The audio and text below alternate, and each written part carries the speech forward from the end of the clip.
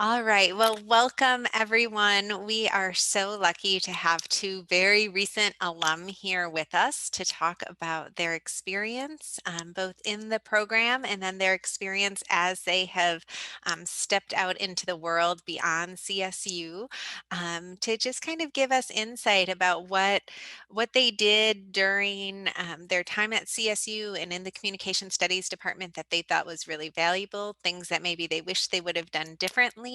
Um, and then how they're using their degree now as we're, as a class, imagining the possibilities that might exist for us in this degree program. So we're really lucky to have Keyshawn Cooks and Mihaela Henschel with us today. I'm going to ask both of you just to give us kind of a 3 or 4, 5-minute intro into who you are, how you came to study communication, and then what you're doing now. And then we'll kind of open it up to questions, and I'm sure I'll have some questions as well as the students. So I'm going to mute myself.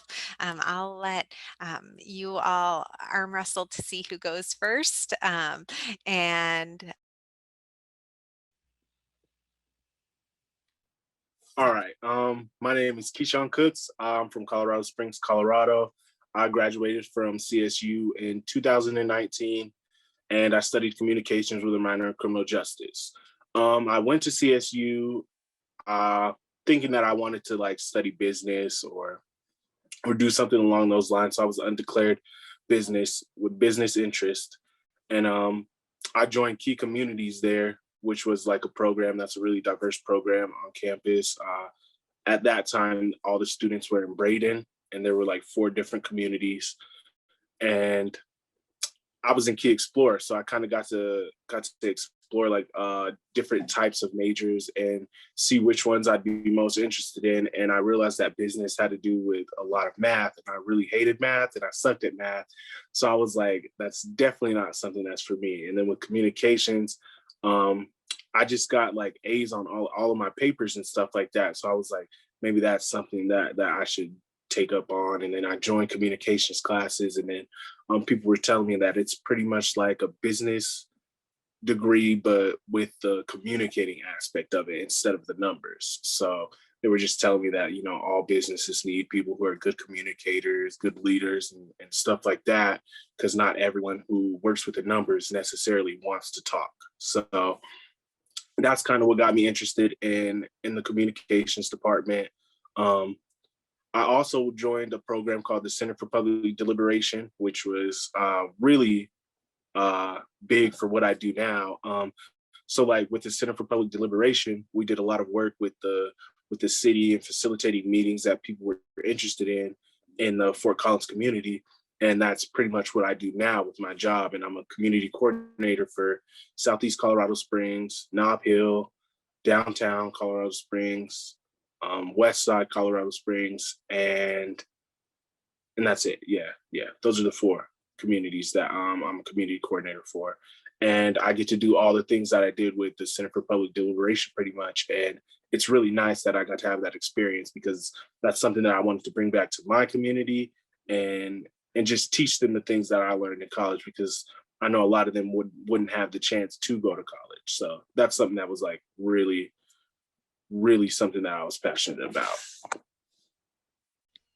Keyshawn, can you tell us a little bit more about what your role is as a community coordinator? That sounds like a really, really cool position, but I'm just curious, what does that mean for you on a day-to-day basis? So pretty much on a day-to-day basis, things change a lot. So I really have like a lot of different meetings with like city officials, like city councilwoman, city councilmen. I have meetings with the mayor, meetings with Senator Tony Exum, just to get information about pretty much all the communities that I'm in. And then I do a lot of work with like event planning and like planning webinars for that are educational for people. I speak to children at community centers and teach them about like Black history or what it is to be an advocate, what it is to be civically engaged, pretty much those types of things. And then I do like some administration work, like run reports and like see um, what different communities need, or what the number one needs are in these communities, what the people feel like their needs are in their other communities, and kind of just try to be a referral source for them pretty much. So if this is something they need, I connect them with people in the departments from the city, or just different organizations that provide those resources for them so that they can be set. And that's pretty much what I do on a day-to-day basis. That's really cool. Such important work. Thank you. I turned to you because that's where you're at on my screen. I know the nonverbals are so bizarre on Zoom, but I know it's gonna be a good class in 10 years, like yeah, digital nonverbal, something yeah, like that. exactly. Um, Michaela. Shoshana, it's awesome to hear kind of your background. We have very similar stories. I also grew up near Colorado Springs in Manitou. So love that world down there. I came to CSU as a pseudo first gen student. My mom and I went to college at the same time. So I was real overwhelmed with the amount of opportunities. I was like, maybe I'll be a doctor, maybe I'll be a lawyer, oh, engineer. I hate math. So I don't know why I thought that was a good idea. Similar in that I heard communication was like all the things I love, but minus maybe some of that math. So that's how I ended up as a comm studies major, but I did explore for my first year. So I came in as a sophomore and really just knew that communication is something I love to do. And I always have been really great at like connecting people and kind of translating between spaces. So it's like, wow, you could get a degree in that. Who knew? But through my time at CSU, I really didn't know what I wanted to do post college. Still don't know, even though we're there. But I was really just interested in saying yes to anything that I could say yes to. So I was really, really involved in campus, got to serve as a presidential ambassador, which was a great program. And I learned a lot about what I didn't want to do, which I think is just as valuable as learning what I did want to do. But I knew I was like, oh, if I could dream up a role, what would that look like? What would that be? Something where I got to work really closely with people and provide them greater access. And I'm really lucky that I do get to do that as my job post graduation. So I serve the town of Wellington as the marketing and communications specialist. So what that looks like day to day is I spend a lot of time working on strategic communication plans with a focus on community access. So getting to really be involved in what's happening in the community and what plans are going to impact residents, especially in a Wellington is just north of Fort Collins. It's about 15 minutes north. It's a community of 10,000 people, so a lot smaller, but it's growing so quickly. And so there's just a lot of new voices moving into Wellington, and also the community that's been there for generations, a lot of rural agricultural farming families. So there is a blending of culture happening, and that can create really cool opportunities for growth and also a lot of tension. And so just kind of navigating that change is where my role is from. I'm the first communicator or communication specific position for the town. So it's been kind of awesome getting to create my own role and say, yes, this is something a communications person should do, or maybe that's something else, because communications doesn't get less blurry in my experience. Once you graduate, you can kind of roll anything into communication. And so it's been really awesome getting to set boundaries or to get to explore different positions. Like I said, I don't like math. That's still true. But numbers are something that are super important in terms of data. And so getting to lean into finance and say, how can I learn about what this data of our community is saying about maybe where we could communicate stronger, where we're not communicating enough. If we have, X amount of people who are missing from this kind of conversation, getting to use numbers that way has been really rewarding, since I really thought I didn't like numbers at all, but they're helpful. So yeah, that's kind of what I do in my day to day. And overall, CSU, just wow, what a place. Loved it. Excellent. Thank you. It's so fun to start a position and be the first in a role. And it's also so challenging to set those boundaries. So Most definitely. yeah. So I just want to throw out a question, and then I'll open it up to the students that we have with us today. Looking back, both of you are very recent graduates. What are, if you could think of one or two things that you have already started using from the program from your communication degree, what would those be? Like, what are those opportunities that just kind of were formative, whether it be a class or, you know, the CPD or an internship, or what are those things that you would suggest that our students really, really try to carve out room if it makes sense for them?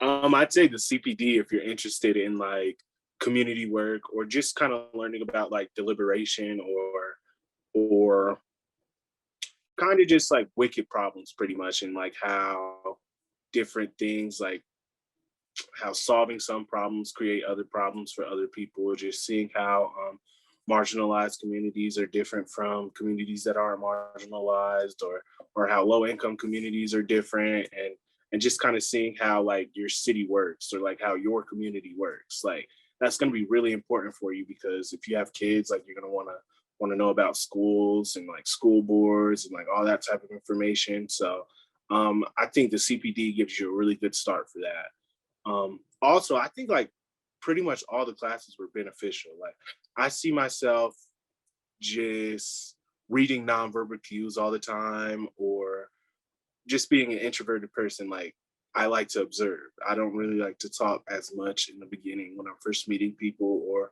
when I'm in a unfamiliar area. So nonverbals was really good for me. Also, interpersonal communication. You're gonna have to talk to people every day. So that's just something that you should really work on. I think all of those classes were pretty beneficial though. I see myself taking different pieces of those classes and just like hanging on to those for like forever. I agree with everything you just said. A class that I didn't intend to take, but just kind of fit with my schedule and has actually served me really well was visual communication. I don't know if that's still offered. I'm sure it is, but that class was really, really helpful in terms of a lot of the positions I applied for post-graduation asked for some kind of like graphic design or marketing experience, none of which I had. I could kind of, I mean, I'm computer savvy, so I could spin it. But some of those foundational things that we learned in visual communication have really served me as I now am doing a little bit more graphic design work. So that was an accident that I took that class, but I've used it every day. I think also just take classes. Communications major is awesome. And I think one of the things that makes it really awesome is that you get to explore other departments. And so the things that I learned that were like really diverse or kind of out there classes that I just took because I was curious have also really served me well, because they gave me a strong foundation of curiosity versus just like, this is what I'm going to do and I'm going to be really great in this. For an example, I took a class on development and I thought that was something completely different. Didn't realize it was like world development. I was so unprepared for that class. So I had to work a lot harder because it actually ended up being a master's level class. Oops, I don't know how I ended up signing up for that, but because I was so behind everybody else in my class, I really had to do a lot of work to catch up. But that I learned so much in that process of how I like to learn, and just learned a lot about myself as a person versus necessarily, I'm not like passionate about world development, but I did learn so much in that class because it was a real challenge. So just get out of what you think you're going to do and kind of explore a little bit. And I can imagine how you might like hear echoes of that class now that you're in a developing community that's growing, and you talked about those cultural dynamics. So Absolutely. yeah, yeah.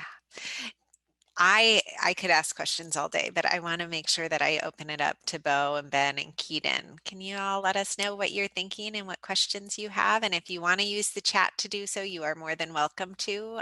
But I also encourage you to unmute and ask some questions of these alum who have taken time out of their days to visit with us. Yeah, I have a question. First off, thanks for being here, guys. And I appreciate it a lot. Sorry I can't turn my camera on. I broke it over the weekend, so now kind of dealing with that. My question is for Keyshawn. So when you were telling your story, I kind of related with what you did throughout college. I came in undecided.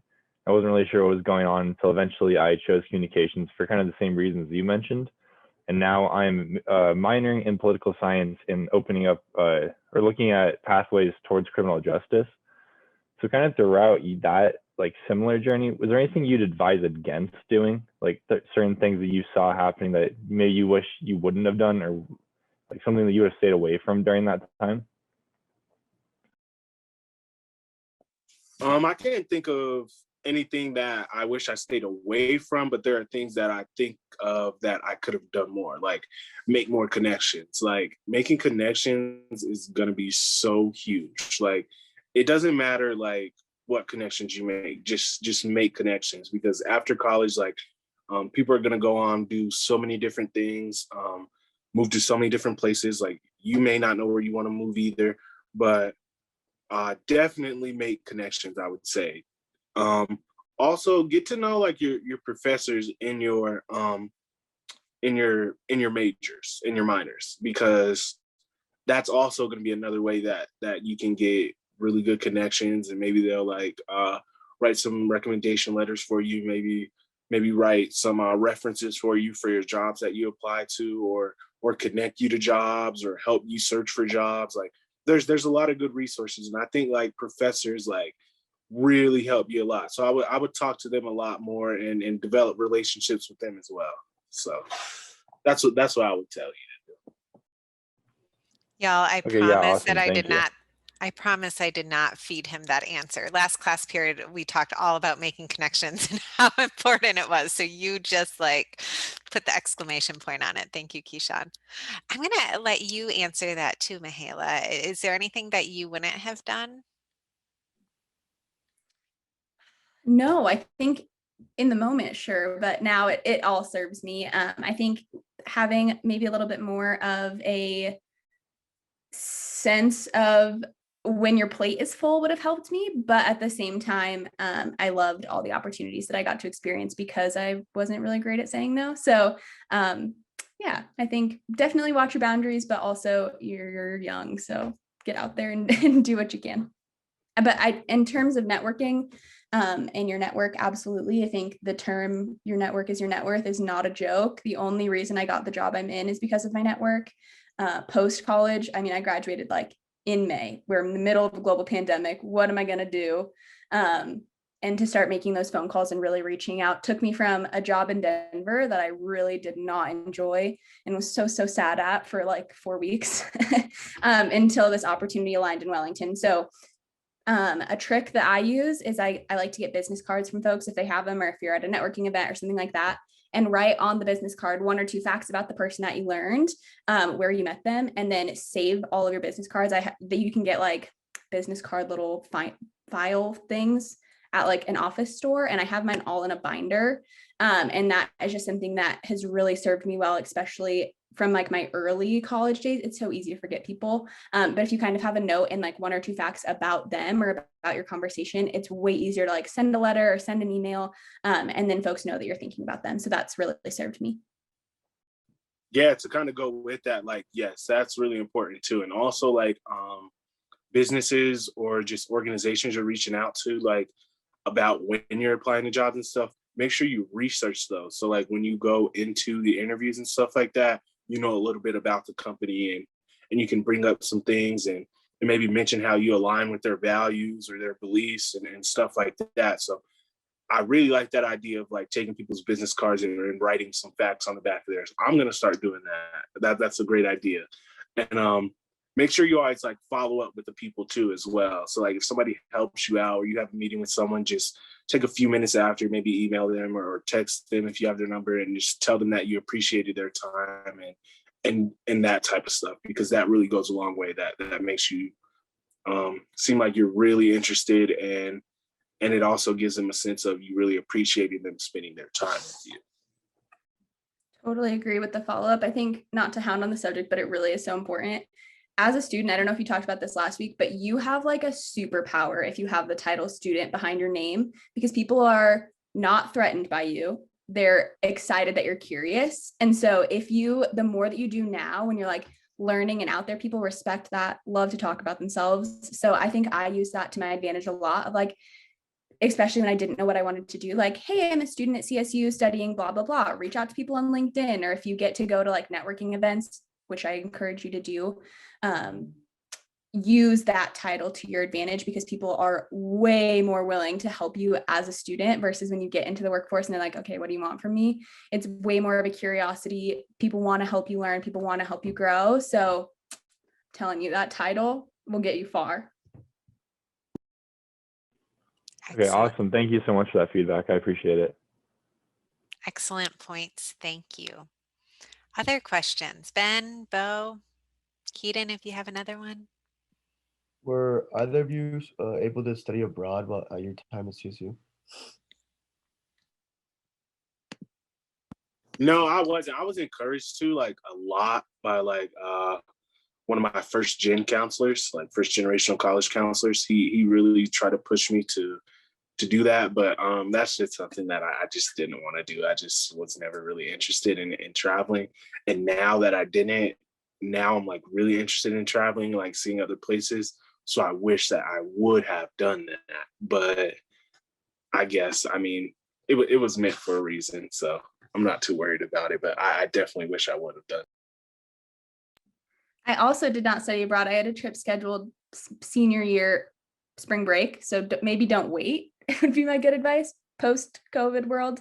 Because obviously that came to a crashing halt. But I do regret not maybe taking that opportunity sooner, or definitely if you have the opportunity to go. Because turns out in the real world, not the real world, college is the real world, but the working world, vacation time is sacred. So yeah, definitely get out there now. This is my first year without spring break. No one told me that it was going to be so sad. I being an academic and being on a college schedule again, like I forgot how jarring that was when I was working in the business world and in my first couple of years out of college. Like I only get 10 vacation days and there's not built-in breaks. Like what is going on here? Excellent. Great question, Ben. Other questions? This is kind of a vague question, so I don't expect like a certain answer. I'm sure you guys know, communications is such a broad field and how it can be applied to so many different areas. Um, I guess when you guys graduated college, were you nervous about where that could lead you or not lead you? And then what kind of, I guess, advice or comfort would you give to know that there are like opportunities that are well worth it after college in communications? I'd say I was really nervous because I'm just really indecisive, and being in a broad major, like there were like so many options for me. Like I just didn't know what to pick. I didn't know exactly like if I wanted to work in sports, work at a college, work in the community. Uh, I just didn't know like exactly what I wanted to do. So I kind of just researched stuff. I kind of just like thought about what do I really care about? Like what do I really want to accomplish right now? And I just thought I really wanted to like get experience in an area. So that's why I stuck with the community stuff, because that's like something I grew up with. Like my brothers worked in the community. They still do. My dad did the same thing. He did a lot of community work and stuff like that. So that's something that really stuck with me. And it is pretty scary because you don't want to, you're like, I was really scared to like pick a job that I didn't want, or like one that I wouldn't be happy in. So I kind of just took my time. Like I took a year and I just worked at shoe department, and they were like really supportive of me and stuff like that. I would like go over jobs with them, like in our meeting rooms and stuff, like just in the back area in the stock room. And they would like tell me like why this would not be a good fit for me, just because they knew my skill set and stuff like that. So I'd say if you can, try to like shadow some people. Like that's why you should make so many resources, is kind of shadow people in like different areas of things that you're interested in, and kind of see where you think you would fit best, or just what would be most interesting, or what you think would be the best way to spend your time, because your time is really precious. Like after college, like once you start working like 40 hours a week and stuff like that, like you'll realize like you really want to spend your time doing something that you actually want to do. So just make sure that you're making those connections, and you kind of get to shadow people or just kind of see how different industries work. Or what I really did was I watched a lot of YouTube videos of just people like going through their days. So kind of get an idea of what it would look like, since I didn't have like certain connections in certain areas, or maybe I just couldn't go see those people because I'm at work or they're working, and our schedules just don't align for me to go shadow them for a day or something. But I think it really helped having my brothers and my dad, because I could kind of shadow them, and they kind of did things that I was kind of interested in. So um, that was something that was really cool to me. Was I nervous? Absolutely. I was petrified. I think from starting like junior year, when I started to think about like, oh my gosh, I'm going to have to get a job. Absolutely was nervous. And I think I really thought that was just us communication majors, but that is not the case. There's a ton of majors who are super broad, even like my engineering friends, so nervous about exactly where they were going to go or what kind of company they're going to work for. So I think that is a valid feeling. And I think how broad communication is really a superpower if you use it that way. So I had literally no idea what I was going to apply for. I just started applying for jobs, and I was working at an internship at Otter Products at the time that I thought I was going to really, really love, because it's such a great company, and it is totally a great company, but I did not like my role, which is really important to learn what you don't like to do. So all of that to say, just start looking at job descriptions now. I think that was really helpful. And I did that my freshman year and went and like looked at maybe some titles that I thought I could see myself in, or some roles that I thought that I would enjoy, and start looking at the skills that they are asking for, their required skills and their preferred skills, and then start to see if you can take classes that might like align with some of those things early on. And even if you're not early in your experience, I think you can still do that. But just if you have an idea in mind, maybe you want to do like specifically sports communication or something like that, go to those industries and look at those job descriptions. And then you can also search those job descriptions on LinkedIn, and it'll bring up real life people, and you can see their whole history of how they got to where they are. And that really helped me, because I could kind of align my steps a little bit, and that helped make it feel less overwhelming. I was really nervous, which I think is something that we don't talk about, is salary. I was like, a communications major, I'm going to be making like nothing an hour. Like that's so sad, right? Not the case. Every organization needs communication, and you have to like trust that you do have skills and really, really sell yourself. And I think proud to say that I was able to compete with like my engineer friends straight out of college. And that's something that no one told me. And I was 100% sure I was going to be making like $12 an hour. Not the case. And being able to like speak to the skills that you have as a communicator is valuable. And you could go to any company, every single one of them needs communicators. So take, as broad and as scary as that is, choose to look at that as a positive thing, and then start lining down your own path through those like different steps. Awesome. Thank you guys. I appreciate it.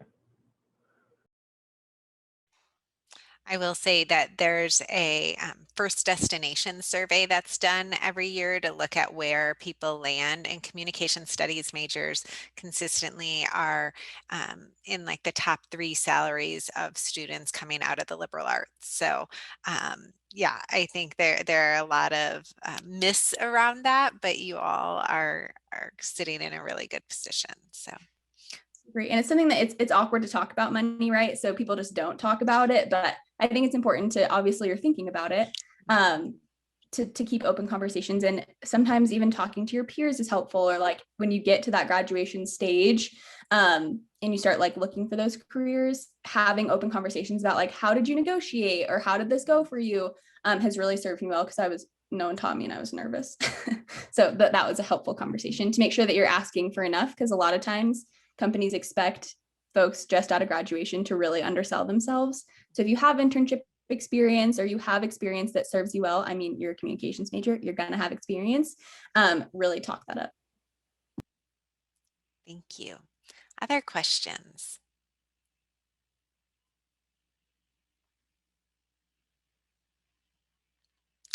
You mentioned internships. I'm wondering, and Keishan, I'm not sure if you had an internship or not, but I'm wondering if you all did, if you can talk a little bit about what the internship experience was like, if you chose to do it for credit or not, kind of what weighed into those decisions.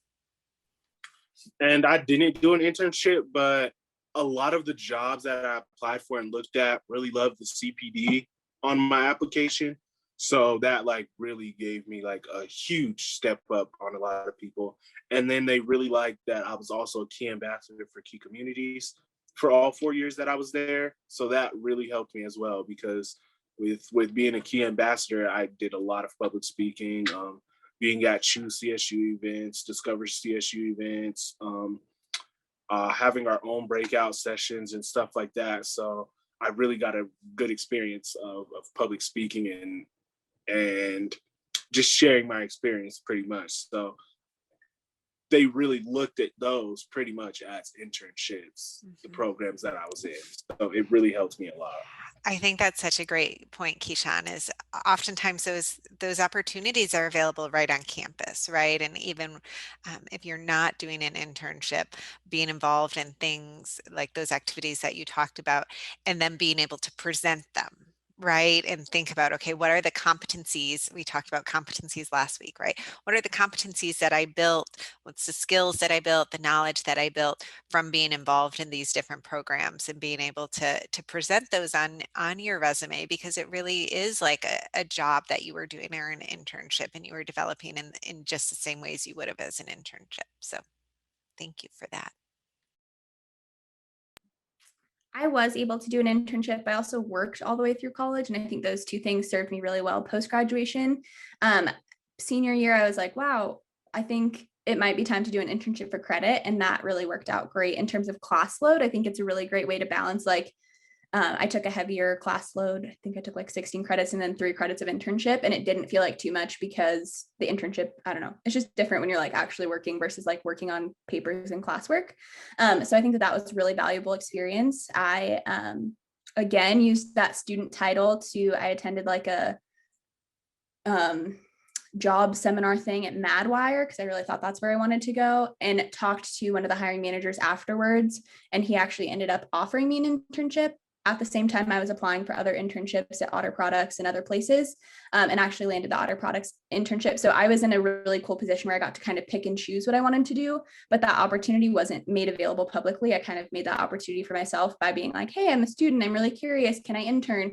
And people will pay you to intern. So yes, I loved my internship experience, learned a lot, and just start kind of building that network. I think even though I didn't take that Madwire internship, that's like still a really great positive contact in my network and somewhere I know I could fall back to. And so it kind of just happened on a whim. But even if there's a dream company out there that you're like, I really want to work for this place, go now and see how you can get your foot in the door, because you might just end up with an opportunity.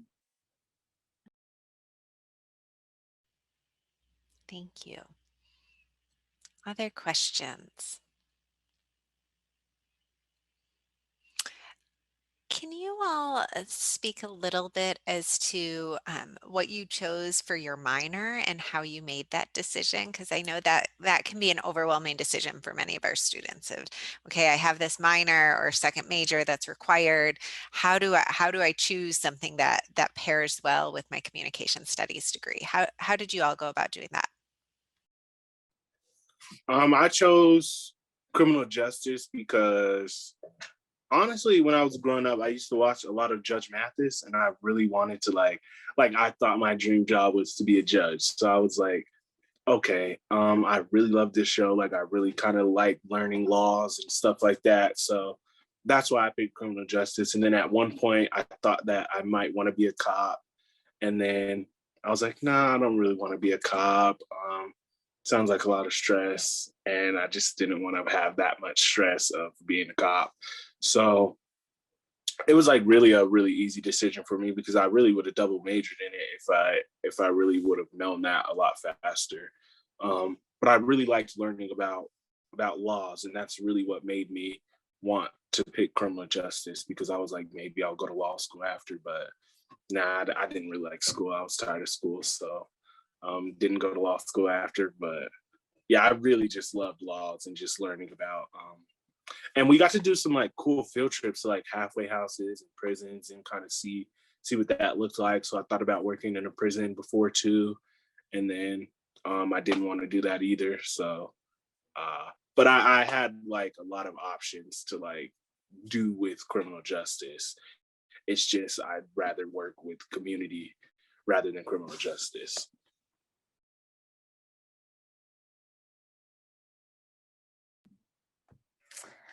I'm indecisive, so I picked two, and I picked leadership studies, which was through the President's Leadership Program. Great program. That's really served me well, even just as like a resume booster, I think is kind of why I picked that one, honestly, but learned a lot more through the program, and that was really valuable. And then my other one is a mouthful, the role of sustainability in peace and reconciliation.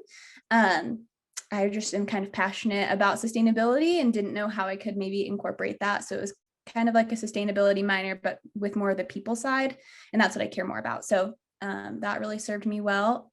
I'm using it a little bit now. I get to work on like water conservation plans and things like that, that kind of tie in a little bit. But mainly I used my minor as an opportunity to stay curious. And I thought about sports management because I'm interested in that too. But yeah, I think your minor matters, of course, but if you can choose something that you're curious or passionate about, I think that those classes really helped my like mental health through school, because sometimes it's a little, I don't know, school is not the easiest thing for me, and I do have to work hard at it. So while it did work out, obviously, I had to take some classes that weren't just like total, I could fall asleep doing this subject. Some of my gen ed classes were really boring in the best way. They were valuable, but like history isn't my thing, those kinds of classes. So I used my major classes, but also my minor classes to be those like more fun exploration classes. Thank Yeah, you. I have can I ask another question? Please do. So you guys talked earlier about networking, and so right now, obviously things aren't like the same. You can't kind of just like walk into a big group and make yourself stand out. So you're kind of forced to these Zoom networking opportunities where it's hard to make yourself stand out and make your name more known just because you're behind the screen. I know you guys mentioned LinkedIn or anything. What are some other just good places to start networking at like the kind of digital age to help stand yourself out? Really any place. I would just meet people everywhere and get to know people everywhere. Maybe I'll go out to a party, get to know people. Go out to an event and just get to know people. Get to know your neighbors, because your neighbors are probably college students as well if you live in like one of the college residents. So get to know them. Just really get to know a lot of people, get to know athletes, get to know people in different programs, join programs, get to know those people. Just kind of hang out with some of your classmates, maybe like get to know your peers in your class. Just really, you're not really gonna know like exactly who's really gonna be able to help you a lot. So it's just really good to just get to know a lot of different people in different areas, since it's communications and it's really broad. So just get to know somebody in pretty much like every area of communications. Get to know your professors as well. I'd say just get to know anyone. It doesn't have to just be people who are like already in positions of power or something like that. Like it can be your peers as well. I think that's great advice. I started my positions online, definitely not how I expected to like, enter the workforce. And I think that question of like, how do you network or build a community in this age is something that we're all learning together. But I think that the details really matter even more now that we're online. So if you do connect with someone digitally, send a physical thank you card, or how can you set yourself apart in the little ways? Because I think I found out a lot of people don't do the follow-up or do the work.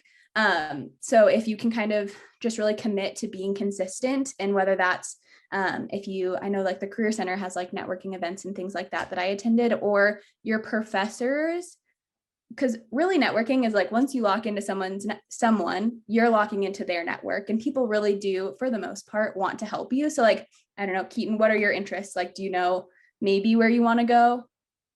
Not that you need to know like for sure, but.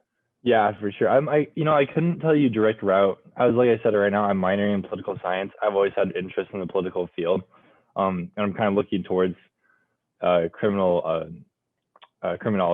So something within the political realm, probably.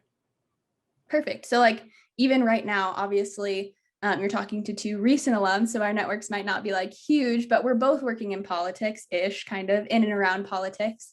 I know I'd be happy to connect you with folks in my network. I know a lot of like public defenders and parole officers and things like that, if you were interested in something like that, but also a lot of town administrators, public administrators, those kinds of roles. So I think just don't limit yourself. Like, it's easy to be like, I have to meet the CEO of this company and that's how I'm going to network.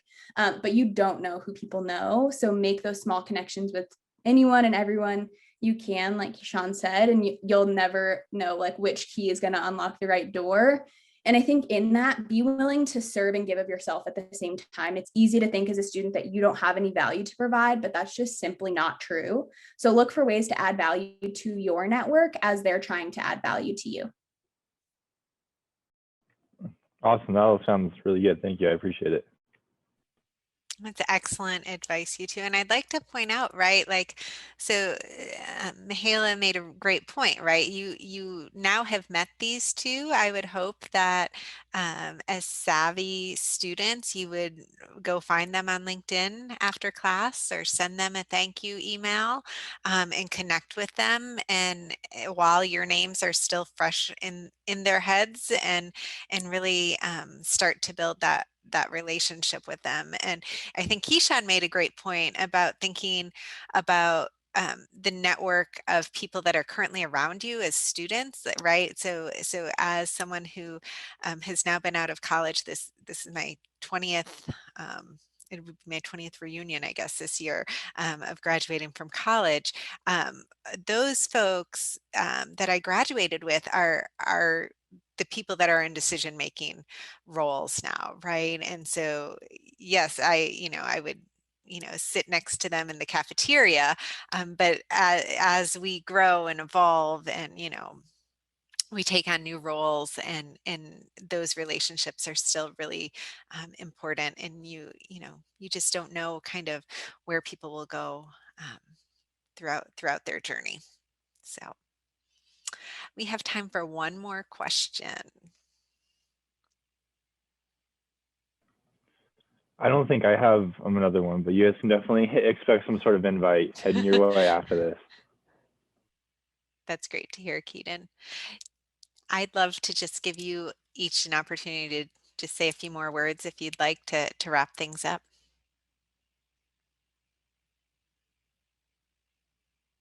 I just say make sure that you connect.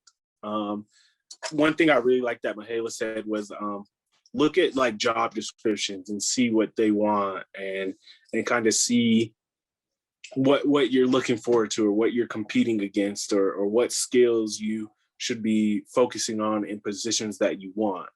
And also trying to think of how to word it.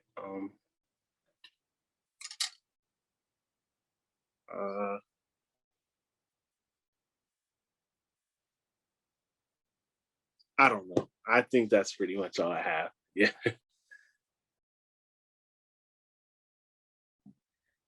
So yeah, thanks for the opportunity to be here. It's a smaller class, but I think that's kind of awesome to get to, I don't know, connect a little bit deeper on some of this stuff. So I think I wish someone would have told me that no one knows what they're doing.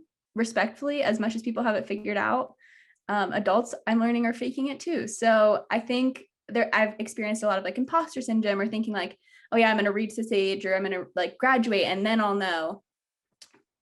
I've yet to find an adult who feels that their life has worked like that, or that they aren't also like navigating new things like a global pandemic or whatever comes up. Like, we're all in this cycle of figuring it out together. So don't be afraid to ask questions. A lot of people don't ask questions. So if you are the one who does, and you're going to just get that much more value. So stay curious. Yeah, just advocate for yourself, and also at the same time, don't take yourself too seriously. Maybe do something fun this summer if you can, because summer break goes away. And I should have known that. Obviously, I knew that, like from a practical perspective, but actually experiencing that post graduation is way different. So I would just cherish those summers.